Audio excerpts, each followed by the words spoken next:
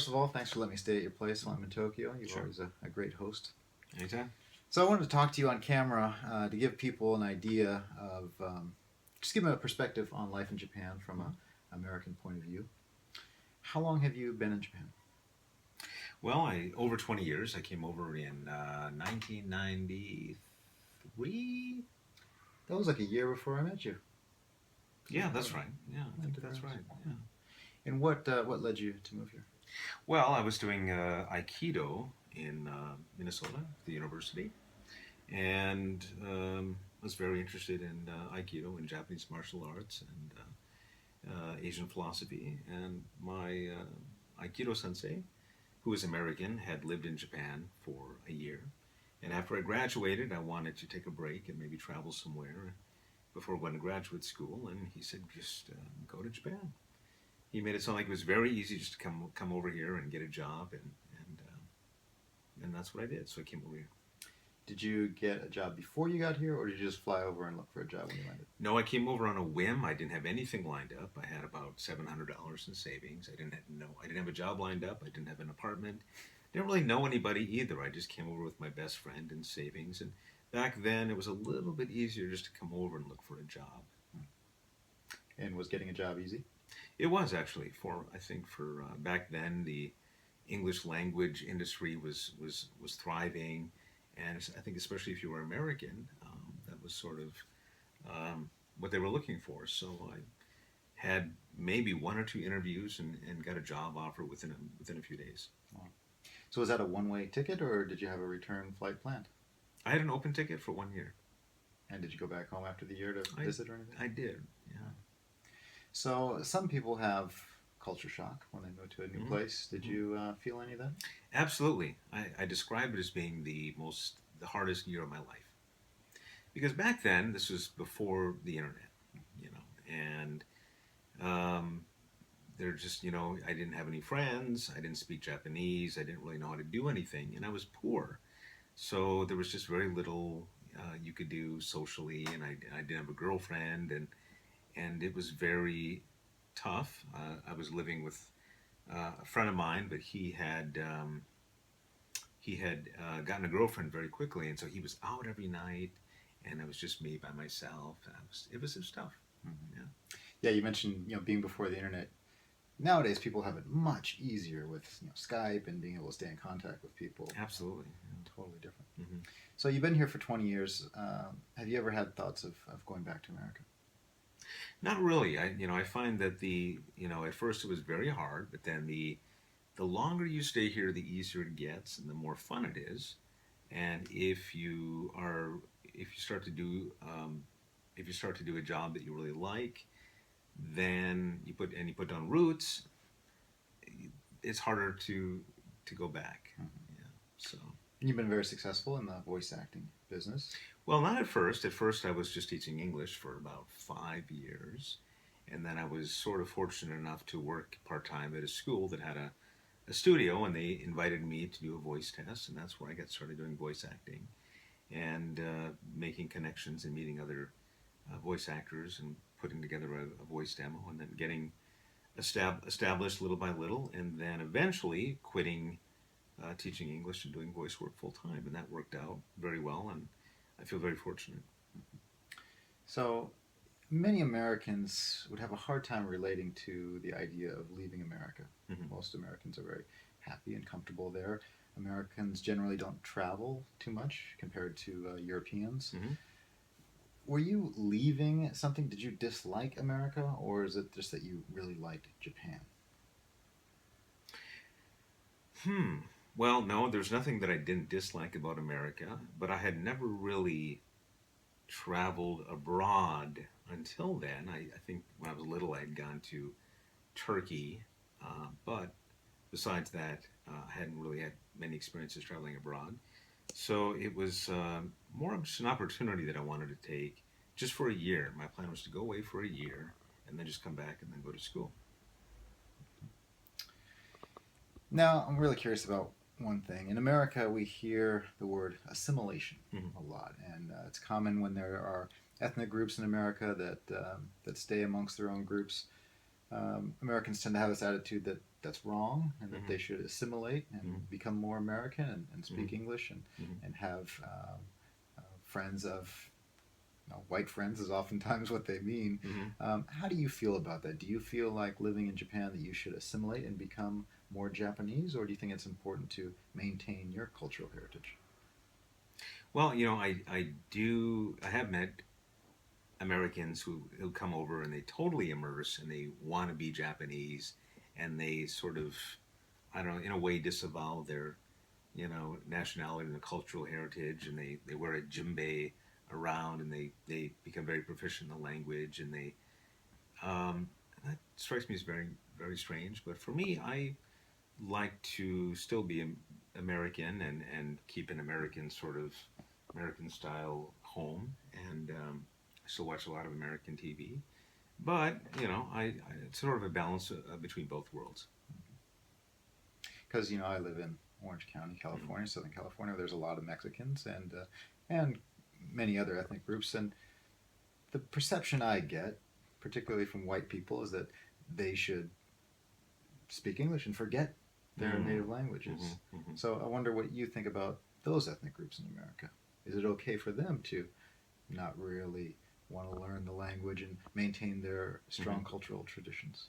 For immigrants going to America, Yeah.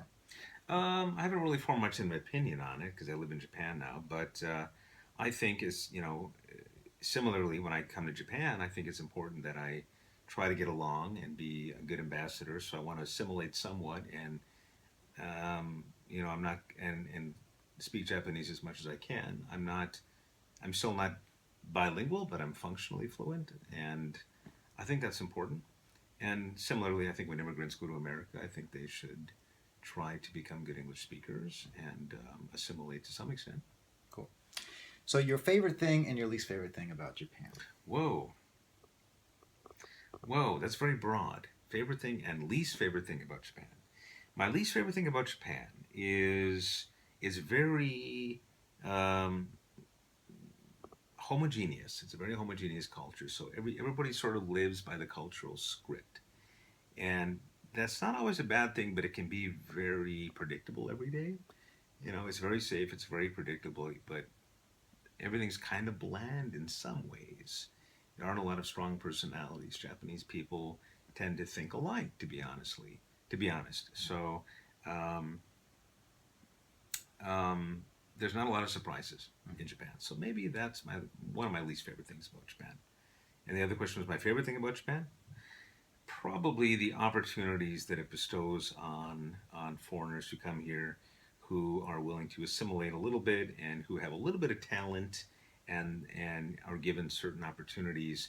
We're treated in a lot of ways better than Japanese treat their own. In some ways worse, but in most ways better. Yeah. So I feel very fortunate in that sense. Cool. Well, let me flip this question now. You've been away from America for a long time. So, Mm-hmm. what do you miss the most from America, and what is the thing that you're happiest to be away from in America? Okay, well, um, hmm. What I miss about America is probably just the tree lined neighborhoods, just the nature, the closest to nature. Because I live in Tokyo and it's just it's an urban jungle, so I miss the nature and I miss the open spaces and um, the all the activities that are available, especially coming from Duluth, Minnesota. Um, it's famous for outdoor activities.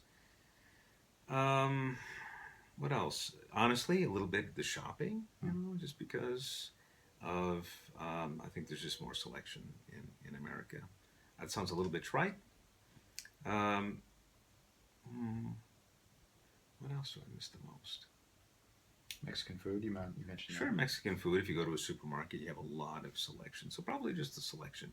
Here, there's not a lot of selection. And what are you happy to be away what am from? I happy to be away from? Hmm.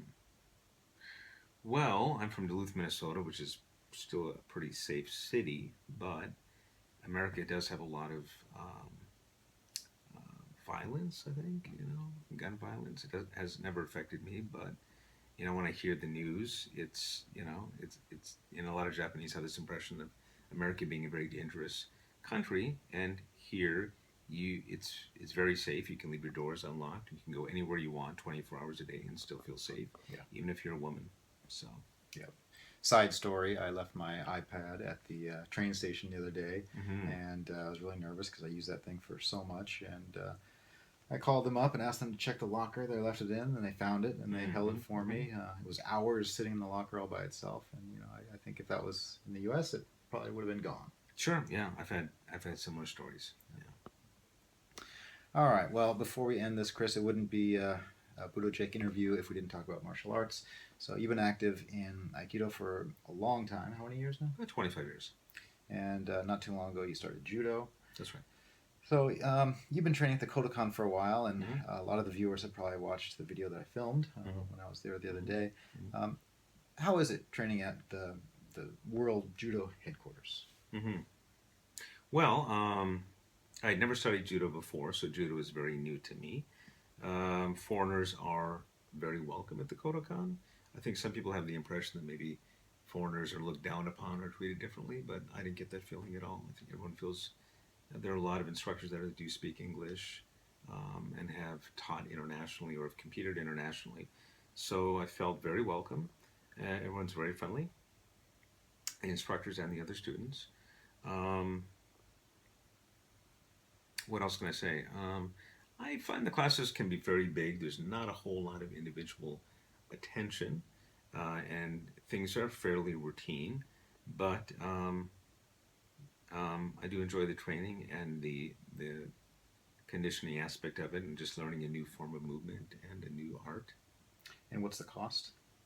Well, it's actually subsidized by the government, so it's only about 5,000 yen. Well, not about exactly 5,000 yen a month, which is about just under $50 a month. That's great. And you can train 6 days a week for about an hour and a half. That's awesome. Yeah. So in addition to training at the Kodokan, you also have your own Aikido dojo. How long have you been doing that? Well, almost as long as I've been in Japan. When I first came to Japan, I wanted to do Aikido, and I started doing Aikikai Aikido at a nearby dojo and did that for at least a year. And it was very different from what I was doing in the U.S. And so I started teaching Aikido, Sedokan Aikido, casually to some friends.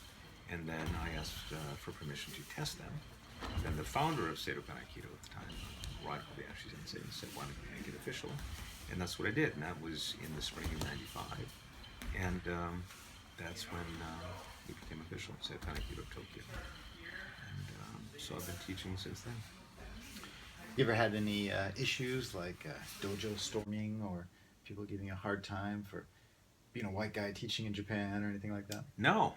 I surprisingly never had one incident about someone coming in and giving me a hard time.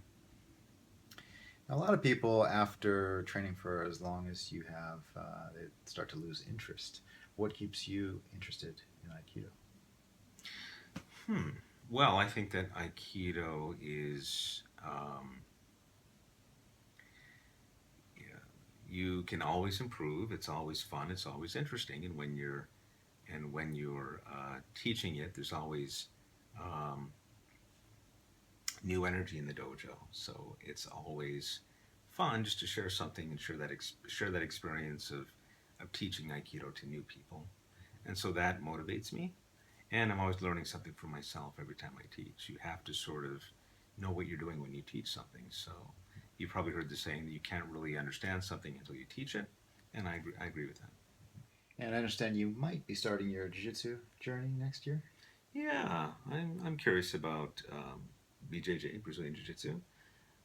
Some of the students in the Kodokan have do BJJ, and you've shown me some things, invited me to practice in other dojos, and I'm curious about it. It's a little bit less, it's lower impact than Judo is. Judo has a lot of big falls, and I'm getting older, and I think BJJ has a real great fun fitness component to it, which appeals to me. Great. Well, I think we'll leave it at that. Thanks for chatting tonight, Chris. Okay, thanks very much.